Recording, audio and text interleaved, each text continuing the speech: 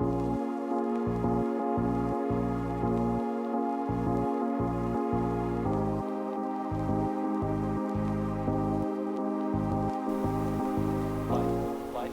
bienvenue dans un nouveau carnet de bord. Aujourd'hui on est mardi et je démarre ce carnet de bord. Je viens tout juste de conclure le précédent en vous parlant de Blackwater puisque j'ai terminé ce midi le tome 3 de la saga Blackwater de Michael McDowell aux éditions Monsieur Toussaint l'ouverture. Bref, si vous avez vu le carnet de bord 102 ou 103, je sais plus où on en est, je vous en ai parlé sans spoiler. Ensuite, du coup, aujourd'hui, je démarre une nouvelle lecture que je lis plus ou moins avec Madame Chachali parce qu'elle est bien avancée, voire quasiment terminée pour elle et que moi, je l'ai juste rejoint un peu sur un coup de tête. Je commence donc Respire de Nico Takian aux éditions Kalman Levy. C'est un thriller ici et je l'avais acheté au Quai du Polar. Je l'avais fait dédicacer par Nico Takian. Donc c'était plutôt cool, mais je sais pas trop de quoi ça parle, en vrai je m'en souviens plus. Le sable très blanc, l'océan turquoise, voici ce que découvre Johan à son réveil, un endroit paradisiaque où il va entamer une nouvelle vie, avoir une deuxième chance d'être heureux. Pour arriver sur cette île inconnue, il a signé avec la mystérieuse société qui promettait de le faire disparaître et d'effacer toute trace de son passé. Est-ce que je veux savoir la suite? Je ne sais pas. En tout cas, je vous en reparle très vite dans ces carnets de bord.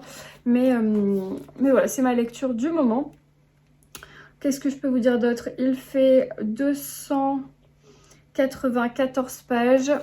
Il a l'air de se lire bien. C'est aéré. Je pense que moi, Nico Takian, j'avais lu... Qu'est-ce que j'avais lu de Nico Takian? Avalanche Hotel? C'est Nico Takian, Avalanche Hotel? Je me rappelle plus. Avalanche Hotel, il est là sous mes yeux. Tac. Voilà, moi j'avais lu celui-ci et beaucoup aimé. Du coup, celui-là, il rejoint la saga. Et j'en ai un autre aussi qui s'appelle Respire. Non, Solitude. Respire, c'est celui-là. J'ai celui-là aussi dans ma palle, mais en grand format. Et je crois que j'ai aussi Toxic en poche. Ici. Toxic de Nico Takian. Ouais. Bref, donc du coup, j'en avais quand même 3 d'avance. Ah! Bon, c'est une catastrophe, je range ça après. J'en avais quand même 3 d'avance de Nico Takian, donc je trouve que c'était pas si mal d'en sortir un. Et surtout, c'est que j'ai envie d'avancer dans mes lectures, mes vieux livres en fait. J'ai envie de sortir un peu des vieilleries de ma palle. Donc voilà, donc il me restera... Donc je vais lire Respire cette semaine. Et si j'avance bien, j'aimerais lire un autre livre de la rentrée littéraire puisqu'il me reste encore un à lire dans ma pile et j'aurai lu tous les livres de la rentrée littéraire, à savoir que j'en ai choisi que 5 au moins. C'était vite vu et c'est pas plus mal parce que chaque année j'en choisis beaucoup et j'arrive pas à tous les lire et après je les accumule et après j'y reviens pas dessus. Et quand je vois qu'ils sont sortis en poche, je me dis oui, ça fait 100 ans qu'ils sont dans ta palle Estelle, il serait temps de les lire. Et on n'a plus du tout l'effet rentrée littéraire, donc cette année j'ai vraiment freiné la rentrée littéraire. Donc si vous comptiez voir des romans de la rentrée et avoir des idées de quoi acheter pour la rentrée littéraire, je vous invite à aller voir un autre compte et une autre chaîne YouTube parce que franchement j'en ai pas choisi beaucoup. Là il m'en reste plus qu'un, c'est le Franck Bouis que j'ai d'avance et après voilà. Je compte m'en acheter un autre, le Julien Dufresne-Lamy, mais c'est tout. Pour l'instant, c'est déjà pas mal. Après, on verra si j'ai des envies qui me viennent à la sortie de tous ces livres, là pour fin août, début septembre. Si jamais j'en vois un qui me fait envie dans le compte des copines et je vous en reparlerai. Bref, je divague, je vous laisse parce que là c'est la fin de journée, j'ai terminé ma journée. Je vais me poser pour aller lire Nico Takian et je reviens plus tard.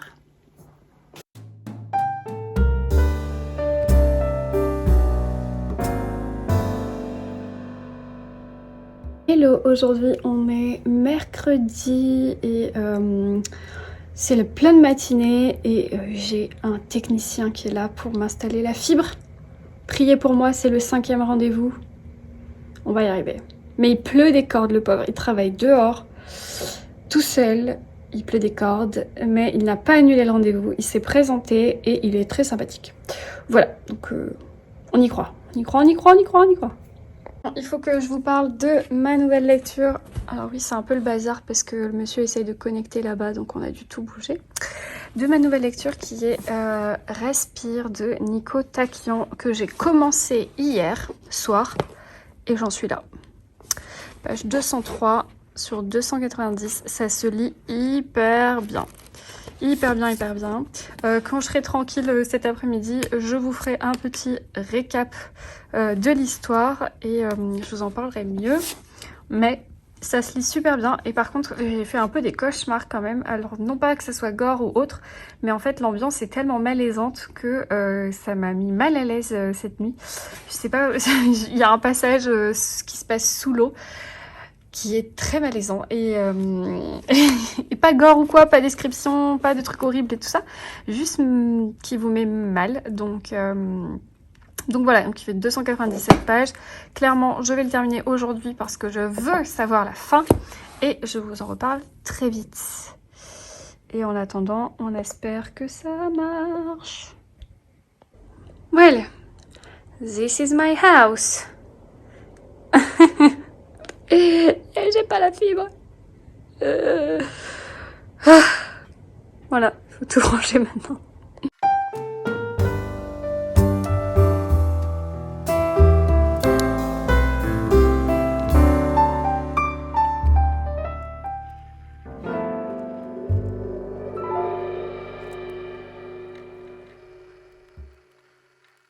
Bon, c'est pas parfait, mais c'est pas mal.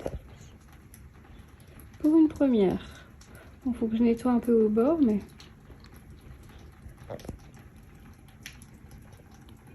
Et du coup, là, j'ai fait celui-ci, qui est un vieux rose, en fait. Mais on voit pas très bien parce que j'ai mis la lumière. Donc, je vais essayer de vous mettre une autre lumière. Là, vous voyez mieux la couleur. J'ai juste fait une bêtise sur celui-là. Et oui, il pleut des cordes. Il pleut. Bref. Bon, j'ai fini ma pause déjeuner, je range ce bazar et je retourne travailler.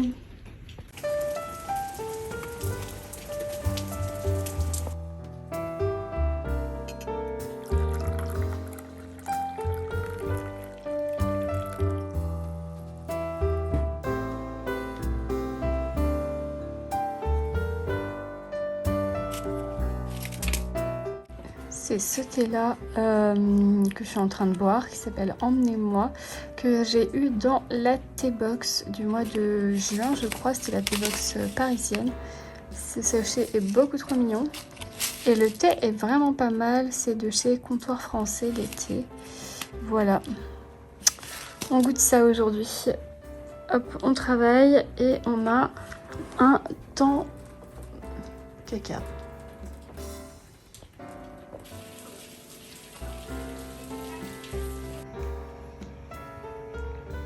Ça va ?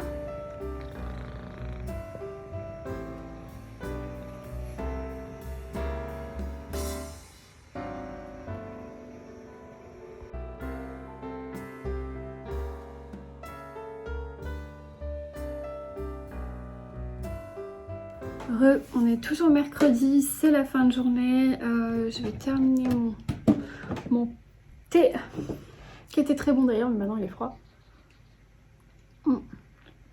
Du coup, je viens vous parler de ma nouvelle lecture qui est Respire, puisque je vous ai dit que j'allais bientôt la finir. Donc d'abord, je voudrais vous en parler, vous débriefer un petit peu sur mon ressenti actuel avant de le terminer. Il me reste 90 pages.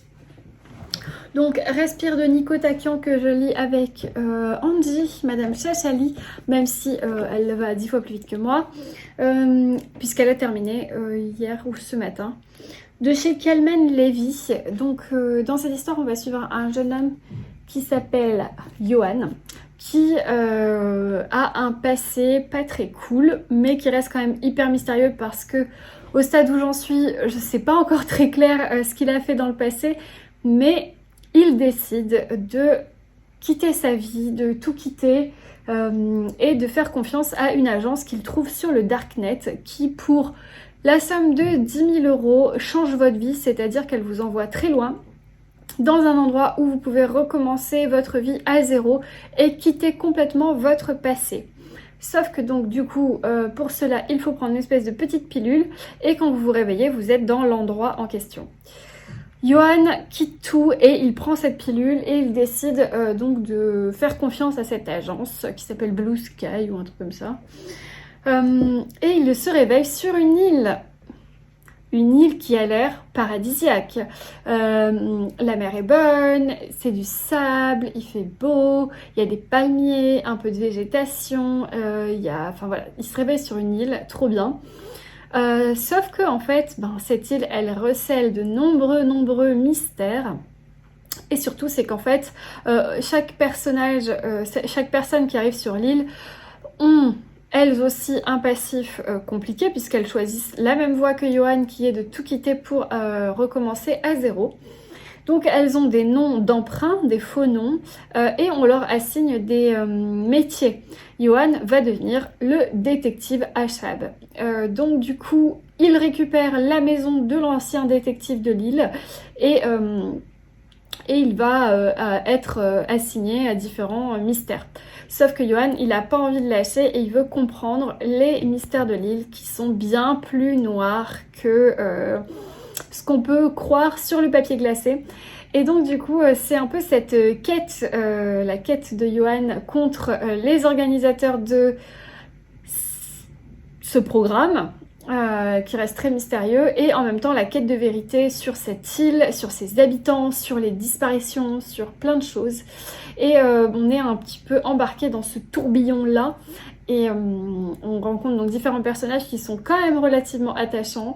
Il y a des personnages bizarres, il y a des personnages qui font peur, il y a des découvertes qui sont flippantes, il se passe plein de choses et en même temps Johan est coincé sur cette île et voilà, donc ça c'est un peu le topo. Clairement, ce qui est appréciable dans ce roman, c'est la dynamique parce que les chapitres sont super courts, parce que le rythme est haletant, les textes sont haletants, il y a beaucoup de dialogues, c'est punchy, ça marche super bien.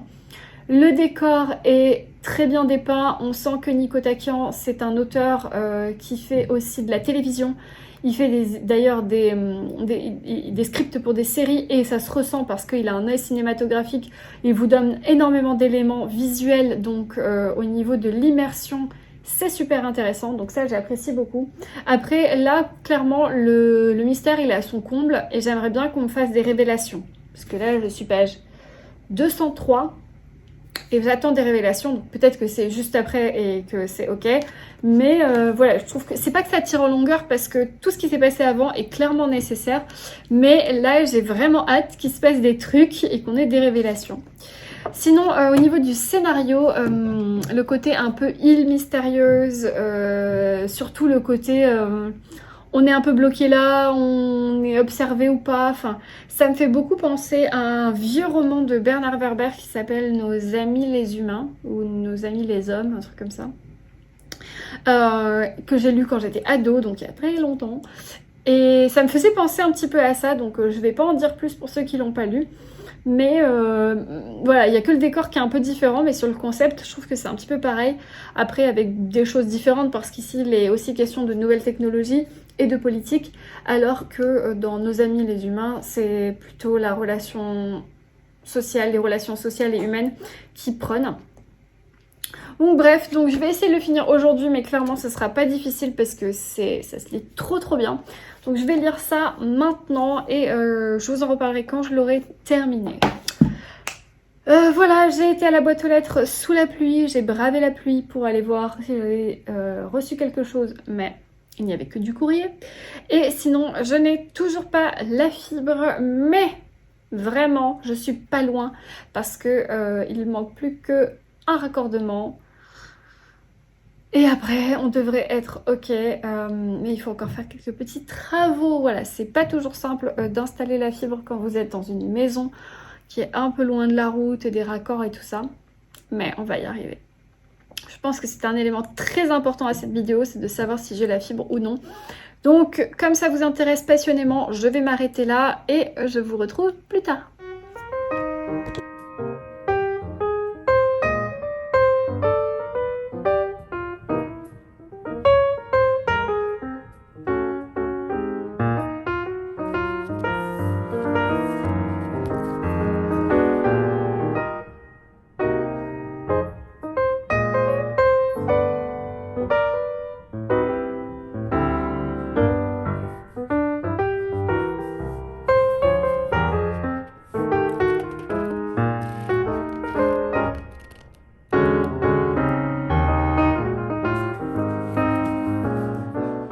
aujourd'hui on est jeudi et je viens vous parler de ma nouvelle lecture qui est L'Homme peuplé de Frank Brice aux éditions Albin Michel, qui fait partie de la rentrée littéraire et qui est sortie aujourd'hui, aujourd'hui 18 août. Du coup en fait dans cette histoire, je vous en parle rapidement parce que j'ai lu que une centaine de pages, donc j'ai lu un tiers à peu près. Dans cette histoire, on va suivre deux personnages, donc Caleb et Harry. Ça se passe de nos jours. Caleb est un personnage un petit peu ermite dans la campagne. Il est fermier, il vit seul avec son chien. Il a un passé un peu spécial, un peu mystérieux. On apprend au fur et à mesure des choses qu'il a un passé un peu bizarre avec sa mère, avec un potentiel don qu'il aurait hérité de sa mère et il est très solitaire, très mystérieux, il a des convictions un peu particulières, etc. Donc ça c'est Caleb et en fait à côté, la maison la maison la plus proche, qui est un ancien corps de ferme, vient d'être vendu. Il est vendu tel quel avec les meubles et tout ce qui va avec. C'était une vieille femme qui habitait là, qui est décédée. Son fils a vendu et il l'a vendu à Harry. Harry, c'est un écrivain un peu paumé, qui a écrit un énorme best-seller, mais qui n'arrive plus à retrouver son inspiration. Et du coup, il achète cette maison et il décide d'y faire de menus travaux pour retrouver l'inspiration et écrire son nouveau roman. Et donc du coup, on va suivre ces deux personnages qui vont, par la force des choses, devoir se rencontrer. Et on apprend pas mal de choses sur leur passé respectif, sur le passé aussi du lieu, etc. C'est assez mystique, c'est assez bien écrit. J'avoue que la plume de Frank Brice, je la connaissais pas et elle est assez intéressante. C'est assez poétique, ça fait 10 fois que je dis assez. C'est poétique et un peu enlevé comme type d'écriture, profond et froid. Par contre, c'est pas dynamique, c'est plutôt vraiment lent, assez froid, assez dur. Il n'y a pas beaucoup de chaleur dans cette écriture, il n'y a pas beaucoup de joie, pas beaucoup d'humour, mais ça colle parfaitement à l'ambiance de ces fermes qui sont sous la neige. Tout est très ouaté, toute une ambiance très pesante, il y a beaucoup de brume, il fait pas chaud et du coup voilà, pour l'instant j'aime bien. J'ai lu donc un tiers, j'ai hâte d'avancer un peu dans ma lecture pour en savoir plus sur ces personnages et apprendre à les connaître. Et oui, j'ai un tableau qui s'est pété la tête, qui est tombé là. Faut que je le... Ils étaient scotchés avec des machins collants, mais il faut que j'aille acheter des clous. Donc voilà, c'est ma lecture du moment. C'est la rentrée littéraire, je l'ai déjà dit. Donc je vous en reparle quand je l'aurai terminé. Et je pense qu'il va m'accompagner encore aujourd'hui et demain. Et potentiellement, j'aimerais lire autre chose durant le week-end d'un peu plus léger et peut-être un peu plus fun ou un peu plus doux. Je sais pas encore. Voilà, c'est tout pour aujourd'hui. Pendant ce temps-là que je parle, Nelson fait sa petite douche, quoi. Monsieur? Hello, on est vendredi, j'espère que vous allez bien. Je viens de me faire un café, il est 15h30. J'ai mangé à 15h puisque j'avais un rendez-vous médical à midi et je n'ai pas pu déjeuner, donc je suis un peu en décalé. Dans mon Mag News. Je crois que ça c'est le mois dernier, je me rappelle déjà plus. Bref, je me suis rendu compte que j'ai été un peu vite en besogne. Hier, je vous ai parlé de L'Homme peuplé, mais je vous avais pas conclu mon avis sur Respire de Nico Takian. Donc on va reprendre dans l'ordre. J'ai terminé, je sais plus quand, donc pas hier, avant-hier, quelque chose comme ça. Respire donc de Nico Takian, qui est un thriller un peu psychologique, roman noir. Je le qualifierais pas de polar parce que c'est pas ici quelqu'un qui est vraiment de la police qui va enquêter, même si on a un personnage principal qui se prend pour un détective privé. Il reste, donc on est sur un huis clos, c'est sur une île. Je vous ai déjà parlé de l'histoire globalement, donc je vais pas vous refaire un récap. Je vais vous donner simplement mon avis. Alors, il y a du gros plus et il y a du gros moins, donc c'est un avis complètement mitigé.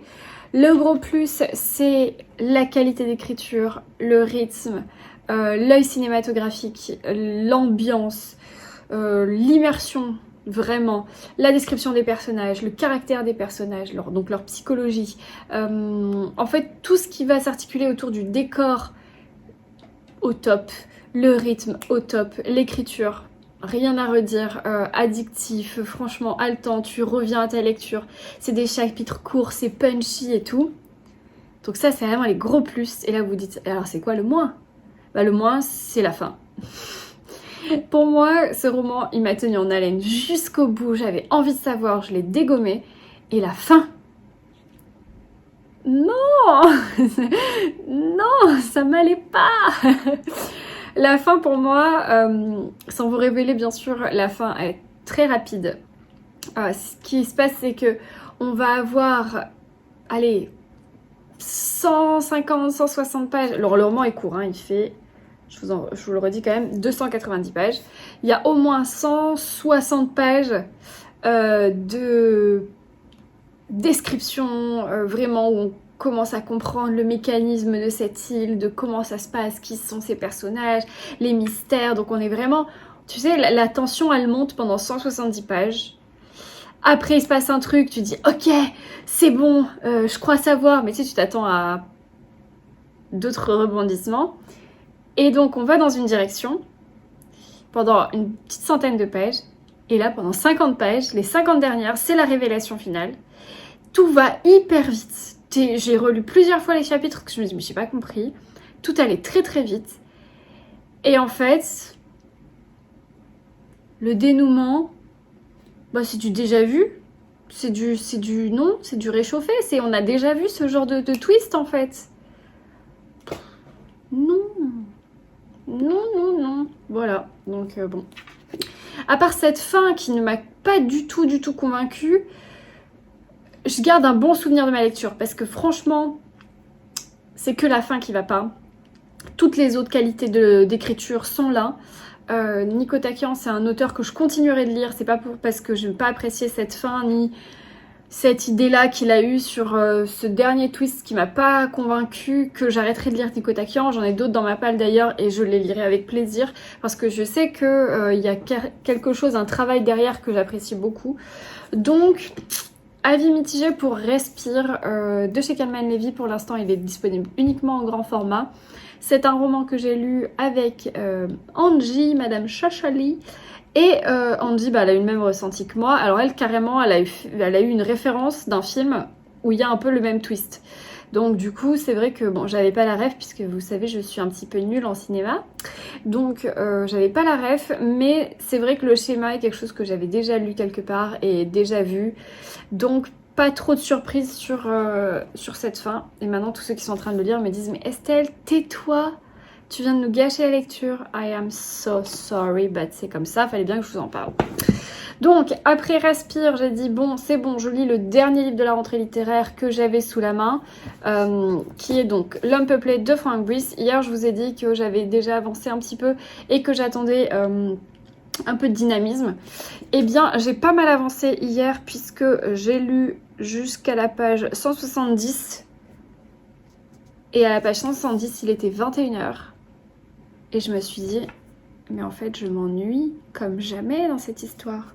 Il ne se passe rien. Il se passe rien, c'est rien du tout. On est presque, je dirais presque, sur du nature writing.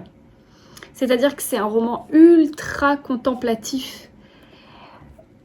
On retourne dans le passé un petit peu. Des éléments qui nous apportent pas grand-chose. C'est plus on revisite des sensations, on revisite des émotions. Une scène, un flashback, ok, d'accord. Il fait que neiger, déjà tu t'as super froid, il fait que neiger. Tout est sous la neige, tout est froid. Les flocons ils tombent, la neige qui recouvre le sol. Les animaux un petit peu, beaucoup des animaux de ferme. Il y a plein de passages sur les animaux de la ferme. C'est un écrivain qui se cherche, qui s'ennuie, qui va un petit peu chercher de l'animation dans le village. Il y a des petits mystères, mais tu sais, c'est pas le mystère genre pesant, machin, frissonnant, où t'as genre, ouah, mais qu'est-ce qui se passe dans ce village? Non. Ouais, ok. C'est un peu manichéen, tu sais qu'il y a des méchants et des gentils. Ok. Et puis bah voilà quoi, il se passe rien.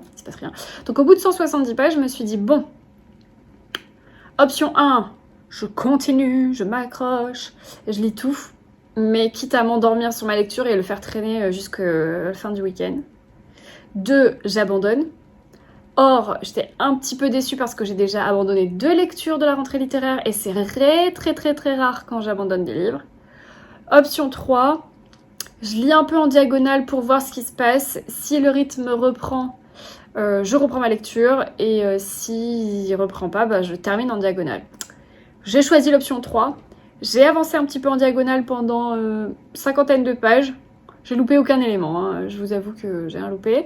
Après, lire en diagonale, ça veut pas dire ne rien lire. C'est pas juste j'ai sauté 50 pages. C'est que j'ai lu, mais pas la totalité de la page. On lit un petit peu les dialogues, on lit les débuts de phrases, il y a des mots-clés qui reviennent, donc tu te fais une idée. C'est ça la lecture en diagonale. Donc j'ai lu en diagonale une 50 de pages. Après, il y avait une scène importante que j'ai lue en entière, un chapitre important que j'ai lu en entier. Enfin, que je pensais important, qu'il l'est manifestement. J'ai repris un peu en diagonale, bref, vous l'aurez compris, j'ai fait un micmac sur la fin. Je termine le roman. Ok, j'ai le dénouement, hein, je veux dire, j'ai tout lu, le dénouement, qui est quoi, le mystère du village, du truc, j'ai tout lu.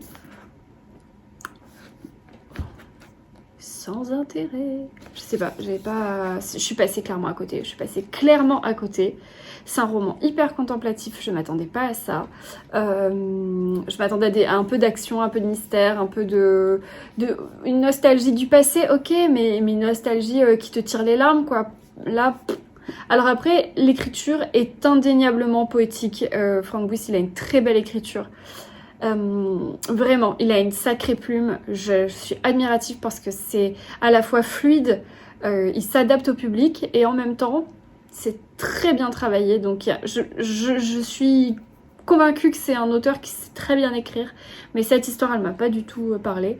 J'en ai discuté avec 2 abonnés, j'en ai discuté avec une blogueuse et une libraire et on est clairement sur la même longueur d'onde. Personne n'a vraiment compris la fin, puisque j'ai demandé 4 avis et 4 personnes m'ont dit, dont une qui a abandonné, donc 3 personnes m'ont dit je sais pas trop, c'est flou. Voilà, donc si jamais vous avez compris la fin, venez m'envoyer un message en privé, je serais curieuse de savoir si j'ai bien compris ou pas. Mais comme encore une fois, moi je l'ai lu un peu en diagonale, je suis pas la meilleure lectrice pour ce roman, donc je me suis référée aux autres, mais les autres n'ont pas trouvé ça hyper clair non plus. Donc voilà, je suis désolée, je me trouve super dure. Là, les 2 derniers carnets de bord, j'ai l'impression que je suis hyper dure et hyper méchante. Mais je vous avoue que je passe complètement à côté. C'est des lectures qui ne me parlent pas du tout. Pourtant, je suis un bon public, je suis un public super large. Vous savez, je lis plein de choses. Je suis plutôt... Enfin, cool dans le sens où je suis pas ultra difficile. Il m'en faut pas énormément pour me satisfaire. Mais là, j'avoue que cette rentrée littéraire... J'ai fait 2 abandons, une lecture en diagonale, une lecture moyenne où il m'a manqué beaucoup de choses, une bonne lecture, je dis pas une excellente lecture, mais une bonne lecture, et un livre que j'ai jamais reçu. Donc j'ai choisi 6 romans sur 500. C'est clairement pas concluant. Donc je pense que la rentrée littéraire et moi, on n'est pas trop copines. Donc l'année prochaine, je ferai un choix encore plus drastique, je pense. Voire je lirai pas la rentrée littéraire et j'attendrai en fait que tout le monde lise la rentrée et que les gros têtes d'affiche qui fonctionnent super bien ou qui ont bien marché chez les copines soient sortis pour que j'achète ma rentrée littéraire moi-même à ma sauce en septembre-octobre après le retour en fait. Donc on verra bien, mais en tout cas voilà, moi je m'arrête là pour la rentrée. À moins de recevoir le livre de Julien Dufresne-Lamy, Les Bienheureux, que j'attends et que je sais qu'il va me plaire pour le coup. Si je le reçois pas, encore une fois, je vous l'ai dit pendant au moins 5 carnets de bord que je l'achèterai. Il n'est pas encore sorti, il sort que fin de semaine prochaine. Mais aujourd'hui, c'est la première jour... Ah non, c'était hier, le 18. Hier, c'était le 18 août, c'était le premier jour des sorties de la grosse vague de rentrée. Donc, par exemple, tous les Albin Michel sont sortis. Donc, malheureusement, je ne pourrais pas vous en recommander puisque sur les 3 choisis, voilà. Mais Mais je sais qu'il y a par exemple Amélie Nothomb aussi qui est sorti aujourd'hui. Ça c'est un livre qui marche chaque année très bien. Moi je lis pas Amélie Nothomb encore. C'est pas une autrice vers laquelle je me suis penchée pour l'instant. Donc ça m'attirait pas. Bon bref, voilà, il y a plein de livres qui sont déjà sortis. Donc quand vous aurez ce carnet de bord, on aura déjà eu pas mal de sorties littéraires. Et voilà. Donc la question est, qu'est-ce que je lis ensuite? Sachant que j'ai terminé le Franck Buis à 22h, que tout le monde dormait, je suis sortie à pas de loup. D'abord j'ai réfléchi à ce que j'allais choisir. Je suis sortie du lit tout doucement, pas réveiller mon conjoint pour aller dans la bibliothèque prendre un livre. Et là je me suis dit, ok Estelle, il te faut une valeur sûre parce qu'après une déception, il faut une valeur sûre. Et j'ai choisi une petite douceur. Voilà, donc sans surprise, une douceur de chez Charleston, surtout une douceur de Julien Rampin, donc la bibliothèque de Juju sur Instagram, qui est donc initialement un blogueur littéraire qui a écrit donc 2 romans, c'est son 2e roman. Le premier roman s'appelle Grandir un peu et il est disponible chez Charleston et chez Livre de Poche. Enfin bref, il est disponible en poche, qui s'appelle Grandir un peu. Gros coup de cœur pour ce roman. Et donc le 2e roman de Julien qui est sorti ce printemps, qui s'appelle Le magasin des jouets cassés, avec une couve trop cute. C'est ma nouvelle lecture. Alors j'ai lu 24 pages, hein, parce que c'était vraiment histoire de m'endormir. Ah bah voilà, c'est celui-là, Grandir un peu, et c'est bien chez Livre de Poche, j'avais vu juste. Donc voilà, c'est ma nouvelle lecture qui va m'accompagner là, je pense, ce week-end. On est vendredi, donc ce soir j'ai un dîner, mais après sinon je pense que je vais pouvoir lire ça tranquillou. C'est un roman assez court, il fait 200 pages je crois, 243 pages, quelque chose qui se lit plutôt bien, et c'est une petite douceur. Je vous en reparle quand j'en ai lu un peu plus. Je vais pas vous relire le résumé parce que j'ai peur que ça spoil un peu quand c'est des romans courts. Donc je vous en parle un peu mieux quand je l'ai avancé. Mais voilà, je terminerai la semaine sur une petite douceur. Voilà, c'est tout ce que j'avais à vous dire pour aujourd'hui. Rien en boîte aux lettres, mais c'est un peu normal. J'espère que vous passez un bon moment pour l'instant en ma compagnie. Et puis moi, je vous retrouve plus tard. De recevoir le catalogue de chez Pocket. Alors c'est le catalogue de l'imaginaire, mais j'ai toujours la tentation des nouvelles sorties là. Ah. Mais non, il est mort de rêve. Qu'est-ce qu'on va faire? On va acheter des Mystère et Boulegogne. bibliothèques. On commence par l'essentiel. J'ai mis un petit mot ce matin, je vais chercher des meubles. Mais... Hello, aujourd'hui on est samedi et on est en train de faire une virée à Ikea avec Émilie. Donc Émilie, la bouquinerie d'Émilie qui travaille avec moi. Et là on vient d'arriver, on s'est pris un petit café, et on va aller repérer quelques petites choses. On sait très bien que Ikea c'est le mal, donc on va essayer de se limiter un maximum. Et Émilie, je crois qu'elle voudrait acheter une petite bibliothèque aussi et plein de petits gadgets. Donc bon, après j'ai une petite voiture donc on va pas acheter des gros trucs. Mais voilà, on commence notre samedi matin parce que ça vient d'ouvrir, c'est l'ouverture. Et on commence notre samedi matin avec Ikea. C'est quoi ta lecture du moment? Ma nouvelle bibliothèque. Ah, je peux vous conseiller ce roman. Magnifique. Ça fait partie de la rentrée littéraire? Ça, c'est la rentrée littéraire, tout à fait, que j'ai reçue en avant-première, n'est-ce pas? C'est trop joli. On se prend J'achète tout, Estelle. on se prend un petit thé là. On est en tea time avec Émilie. C'est trop joli. Donc on est pas à nos aises chez Ikea. Voilà, donc nous on s'est installés. Et on va tout acheter.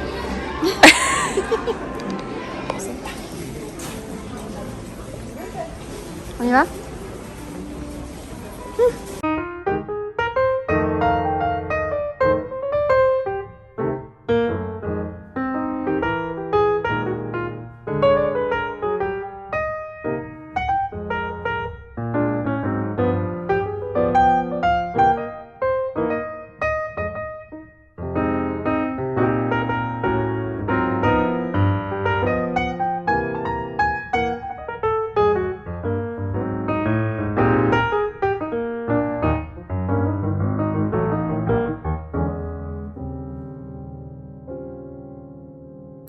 On est toujours samedi, je suis rentrée de Ikea et Comme vous l'avez vu, j'ai acheté 2-3 petites choses. Un panier pour ranger le bazar sous ma table basse. Des bougies pour mon bougeoir. Je me suis pris une plante alocasia avec un petit panier cache-pot. Et j'ai surtout acheté en fait du linge de maison. Donc vous entendrez sûrement la machine à laver. J'ai acheté 2 parures de drap. Et aussi une petite couette légère, une couette d'été que je vais tester ce soir parce que en fait ça fait longtemps que je dois en acheter une et mon chéri était plutôt contre à la base mais en fait je trouve ça hyper pratique donc on va la tester. De toute façon c'était pas très cher et au pire on s'en resservira toujours quand on a des amis à la maison ou autre ou au pire on peut la garder en plaid sur le canapé ou quoi. Donc j'ai surtout acheté du linge de lit, 2 parures, donc une pour ma chambre d'amis et une pour ma chambre. Donc une grande et une petite. Et j'ai pris quoi? Des bougies. Qu'est-ce que j'ai acheté d'autre? Pas grand chose, mais c'est des petites choses qui au final vous font une belle addition. Enfin c'est surtout les draps qui coûtent cher. Mais je suis bien contente, du coup j'ai aménagé là mes petites décos dans mon salon. J'aime trop ma petite plante, je suis très contente. Donc voilà, et sinon hier j'étais au restaurant, je suis allée dîner donc dehors j'ai pas beaucoup lu le Julien Rampin. Donc je vais là passer un petit peu de temps à lire et peut-être que je passerai à la librairie tout à l'heure, je sais pas encore. Puisque j'ai une commande à aller récupérer à ma petite librairie un moment chez Mémé. Donc on verra. J'ai pas été à la boîte aux lettres non plus. Parce qu'en fait ce matin ça nous a pris 3 heures Ikea avec Émilie. On est arrivé à 10h, on est reparti à 13h. Donc plus la route et tout, je vous dis pas. Je suis un peu capoute. Donc là je vais m'allonger, je vais me faire... Non, d'abord je vais me faire un thé. Je vais m'allonger, je vais lire et puis je vous retrouverai plus tard. Et j'avais mis un t-shirt Muse Today, lectrice de mère en fille. Voilà. Et Nelson garde ma plante. Elle est trop mignonne.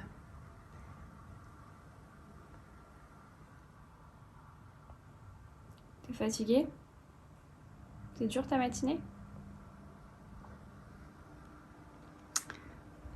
Patek aussi. Elle est fatiguée. Tout le monde est fatigué cette maison. Donc c'est ça le petit panier. En fait, c'est un petit panier où il y a plein de bazar dedans. Il y a mon trépied, il y a mes petites gourmandises du soir, un jouet pour les chats, le casque de mon chéri. En dessous, il y a mon casque anti-bruit. Bref, c'est des petites merdouilles qui traînent tout le temps. J'avais mis ça dans un carton, mais c'est quand même plus propre dans un panier. Et je me suis racheté ces bougies là pour mon bougeoir. Elles sont pas très droites. Tac. Voilà ma petite déco de maison. Oups. Voilà. Bon, il n'y a plus qu'à maintenant aller lire. Et je vous retrouve plus tard.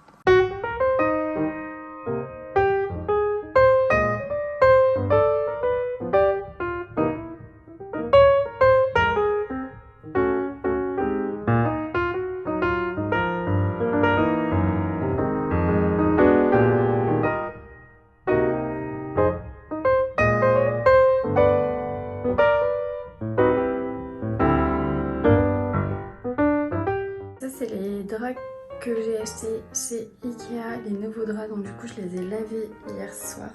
Je viens juste de les mettre et manifestement il y en a un qui les a adoptés.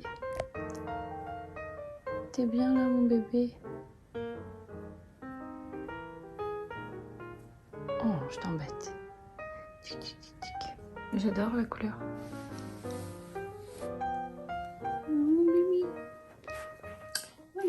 J'ai aussi acheté ceux-là pour la chambre d'amis. Donc ça c'est une place tout fleuri. Trop mignon. Hop. Du coup,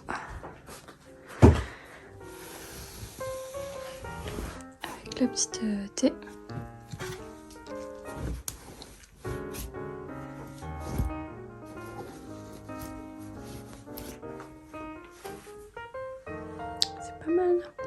Hello, aujourd'hui on est dimanche, fin de matinée, je suis un petit peu apprêtée, vous le voyez, je vais bientôt partir au restaurant. D'ailleurs j'ai mis mes boucles d'oreilles de chez Ise Paris, que j'adore. Des petites perles, trop mignonnes. Bref, je viens vous faire un petit récap de ma journée d'hier. Du coup, hier matin, je suis allée à Ikea avec Émilie. Vous avez vu, j'ai acheté pas mal de choses, surtout du linge de lit et un peu de la déco. J'ai pas acheté de meubles ou quoi que ce soit. Par contre, Émilie, elle a pris une petite bibliothèque trop mignonne, une demi-Billy en fait, un peu, vous savez, elle est un peu carrée, courte. Et du coup c'est trop mignon, ça rend super bien chez elle, donc je suis assez contente pour elle. Et moi j'ai acheté de la déco, une plante, des bougies, enfin bref voilà, des petites choses. Et du coup pour vous parler, et donc du coup après Ikea, l'après-midi je suis passée à la librairie un moment chez Mémé, et du coup j'ai récupéré une commande et j'ai acheté un deuxième livre, donc j'ai craqué le No Buy de Florence. Voilà, j'ai pas du tout respecté, ça y est c'est fini, j'ai craqué. On est le 21 août, j'ai commencé le 27 juin, donc à part le petit Zweig là de 60 pages, on va dire qui compte pas, le petit pli, j'ai rien acheté en 2 mois quasiment, donc c'est assez improbable. Donc ça veut dire que je peux le faire, mais voilà. Là, franchement, je me dis, c'est pas non plus une dégringolade, donc j'ai acheté donc 2 livres, et je ressens pas beaucoup plus le besoin d'acheter d'autres choses, à part peut-être un livre de la rentrée littéraire, notamment le Lola Lafont, que j'ai vu hier en librairie, dont vous m'avez beaucoup parlé et qui me fait assez envie, j'avoue. Donc le Lola Lafont, ça me fait très envie. Et un autre, je sais plus, il y a un deuxième aussi de la rentrée littéraire qui m'avait un petit peu tapé dans l'œil, mais voilà, principalement c'était celui-ci. Bref, donc qu'est-ce que j'ai acheté? J'avais un bon d'achat en fait à la librairie il y a quelques temps, et du coup j'avais commandé Mr Mercedes de Stephen King dans la collection donc de livres de poche. Comme j'ai lu La Ligne Verte il y a pas longtemps, j'avais très envie d'avoir un prochain King dans ma palle, et du coup Florence m'a conseillé celui-ci. Alors Florence me conseille que des pavés hein, de chez King. Lui il fait 660 pages. Du coup, je sais pas trop de quoi ça parle, mais je pense que c'est un classique et que vous devez déjà le connaître, donc je vais peut-être pas lire le résumé. Mais voilà, je sais pas trop de quoi ça parle. Il y a un parapluie, donc pour moi, ça fait automnal. J'aimerais bien le lire en septembre, du coup. Mais comme il y a aussi un nouveau King qui va sortir chez Albin Michel, que je vais potentiellement lire également et qui sera peut-être plus prioritaire, je sais pas trop, mais du coup, celui-ci, il rentre dans ma palle. Et il va d'ailleurs, hop, directement dans les polars de ma pile à lire poche.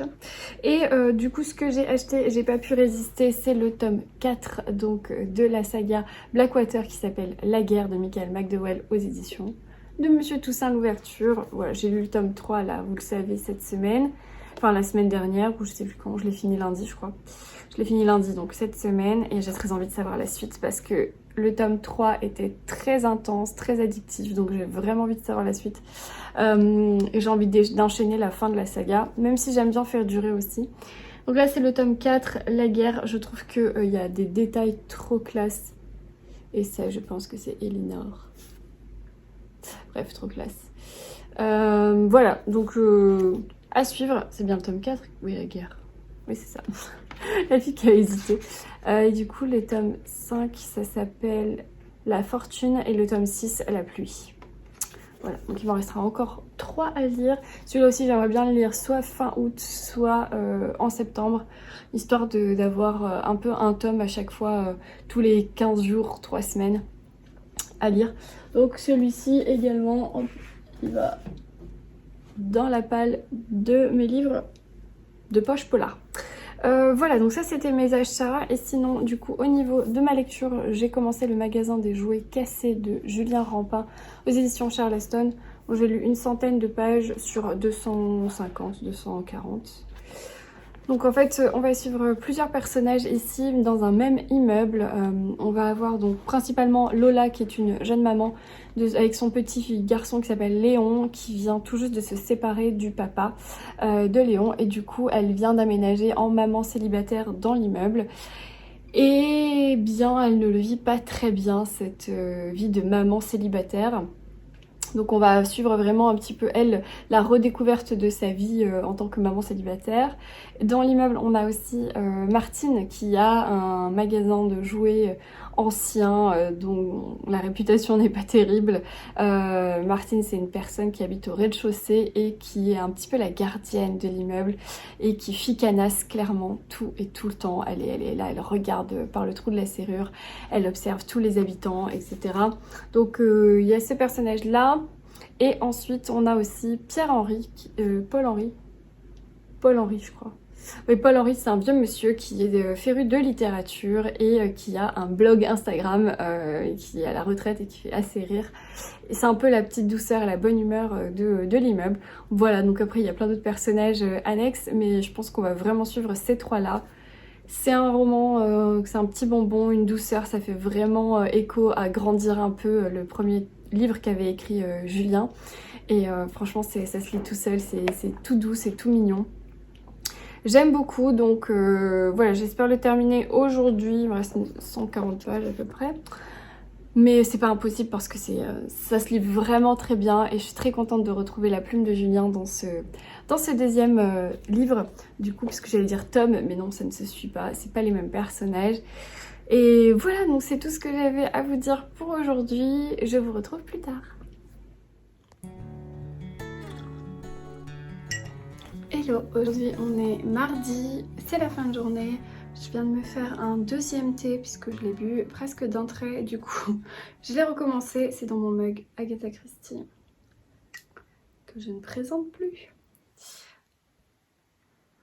Bref, donc on est mardi. Je vous ai pas parlé dimanche, je crois, et lundi non plus. D'ailleurs, j'ai changé mon semi-manucuriste ce midi. Donc il aura tenu une petite dizaine de jours, 9 jours exactement. Et en fait, la couleur précédente, c'est pas parce qu'elle était abîmée ou quoi, c'est juste parce que hier j'ai accroché un ongle et en fait je l'ai mangé et j'ai retiré avec mes dents le semi-permanent. Et du coup, voilà, j'avais enlevé un ongle entier, donc autant tout enlever et recommencer. Et pour celles qui m'ont demandé sur Instagram si la dépose était facile, elle est ultra facile. Ça se décolle très très vite et très très bien. Donc 100% convaincue pour manucuriste. Et là j'ai fait cette couleur Coral Reef pour celles qui me demandent. Que j'ai faite aussi sur les pieds la semaine dernière. Donc sur les pieds ça n'a pas bougé. Et là du coup je les ai fait sur les mains et ça m'a pris un quart d'heure, quoi, 20 minutes max. Parce que je mets en double de temps pour que ça durcisse bien à la fin. Bref. Voilà. J'arrête de vous parler de mes ongles et je viens vous parler livres. Alors, j'ai terminé 2 lectures hier. Une lecture que je traîne depuis très très longtemps maintenant en audio, c'est L'apothicaire de Henri Lovenbroek. C'est un beau bébé de 800 pages. 800 je crois, ou 900 ? Ouais, 800 pages. C'est un livre qui est sorti il y a déjà plusieurs années. Je ne saurais pas vous dire exactement. En 2011, donc voilà, il y a déjà 11 ans.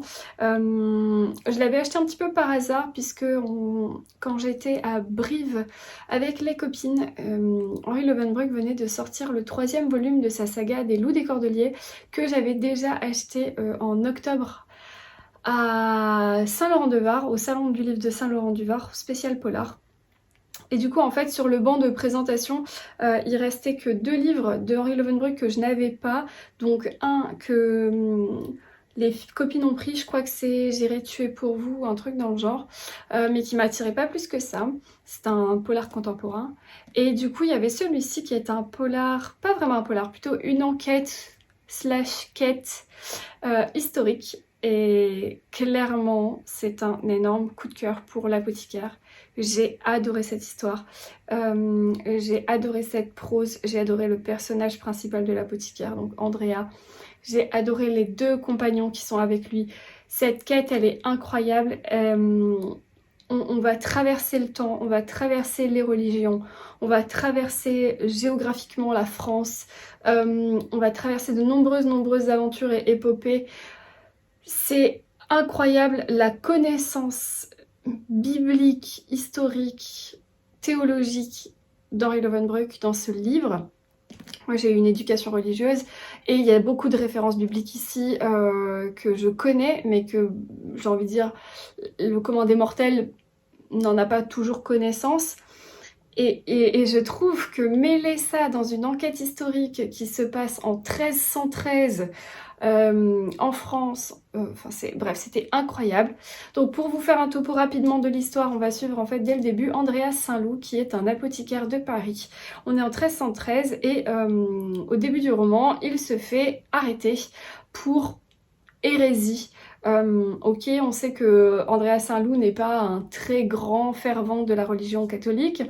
Néanmoins, on l'arrête pour des mauvaises raisons. Et en fait, s'ensuit à partir de là de nombreux mystères qui vont apparaître à Andreas, qui va se poser énormément de questions, et il va se mettre en quête de quelque chose qui va l'amener à rencontrer des gens plus ou moins pauvres, plus ou moins fréquentables, dans des lieux plus ou moins insalubres, etc. Et du coup, on va suivre cette quête à travers la France qui va nous emmener du nord au sud, du sud au nord, du nord vers plus loin, etc., etc. Il va bien sûr être accompagné de son jeune apprenti Robin, qui est un personnage extrêmement attachant. Et ils vont aussi rencontrer un troisième personnage. Bref, je vous raconte pas tout non plus. Mais ici, c'est vraiment une quête de la connaissance. C'est une quête à la fois de soi, un petit peu dans le roman d'apprentissage pour le personnage de Robin notamment. Il y a un personnage féminin aussi qui est dans le paysage. C'est un roman coup de cœur pour surtout le côté historique et la connaissance historique, biblique, théologique d'Henri Lovenbroek dans ce roman.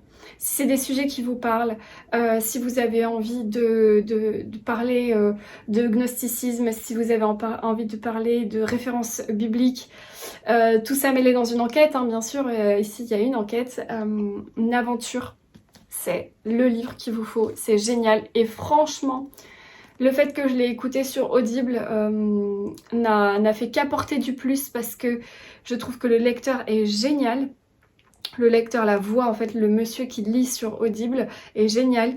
Il y a des passages en latin qu'il cite super bien. Enfin, voilà, c'est vraiment bien. Alors que moi, peut-être qu'à la lecture, ça m'aurait pas paru très fluide. Là, je trouve que c'est hyper bien fait. Il y a même des passages chantés. Parce que dedans, on va rencontrer des petits troubadours et autres. C'était très bien, vraiment très très bien. Coup de cœur du mois pour l'apothicaire d'Henri Lovenbroek. Et du coup, j'ai envie de lire d'autres livres de lui. Il y en a un, je crois que ça s'appelle Le Testament des siècles, voilà, que j'ai envie de lire. En fait, du coup, j'ai envie de reprendre directement, en fait, l'historique, la bibliographie de Henri Lovenbroek. Donc du coup, j'ai envie de lire Le Testament des siècles, Le syndrome de Copernic, Le rasoir d'Occam et La cathédrale du vide. Les cathédrales du vide. Après voilà, il y a juste ces sagas qui sont dans le fantastique qui m'intéressent pas du tout, comme La Moira et Gallica. C'est des intégrales de chez J'ai lu, je crois, aussi, mais qui sont en science-fiction ou en fantastique, fantastique. Je sais plus exactement, mais voilà, ça c'est ce qui m'intéresse le moins. Mais pour les 4 premiers que je vous ai cités qui sont historiques, je vais essayer de les trouver au fur et à mesure des salons du livre parce que ce qui est intéressant, c'est que tous mes Henri Lovenbroek sont dédicacés. Et puis voilà, je suis pas en quête ultime parce que je pense que chez J'ai lu, je peux les trouver facilement. Bref, voilà, ça c'était un coup de cœur. Et du coup, ma lecture du moment de la semaine que j'ai terminée en papier, c'est Le magasin des jouets cassés de Julien Rampin aux éditions Charleston qui est sorti donc en avril. Donc bravo d'ailleurs à Juju, à la bibliothèque de Juju pour ce 2e roman qui m'a beaucoup touchée. Et encore une fois, j'ai terminé avec une petite larme à l'œil, je l'avoue. Dans cette histoire, on va suivre plusieurs familles dans un immeuble parisien du 15e arrondissement. Il y a des personnages acariâtres, il y a des personnages attachants, il y a des personnages âgés, des personnages jeunes, et ils ont tous un passé qui les poursuit et qui va potentiellement être liés les uns avec les autres. On fait aussi des bonds dans le passé, des bonds dans le futur. C'est un roman qui a 3 temporalités et je trouve que les 3 ont été super bien menés par Julien parce qu'on n'est pas du tout perdu. Et au contraire, on vient faire ici des entrelacements d'informations et tout s'éclaire. Et j'ai adoré faire ce pulse vraiment littéraire dans cette lecture. Les personnages sont très attachants. Coup de cœur énorme pour Léon, bien entendu, ce petit garçon qu'on va suivre et qui m'a beaucoup touchée. Donc ouais, c'était une lecture toute douce, toute mignonne, très tendre, vraiment cœur chamallow quoi, voilà. Mais pas prout-prout. Quand même avec des sujets assez complexes, mais extrêmement moderne et contemporain. C'est un roman très actuel, donc bravo Juju.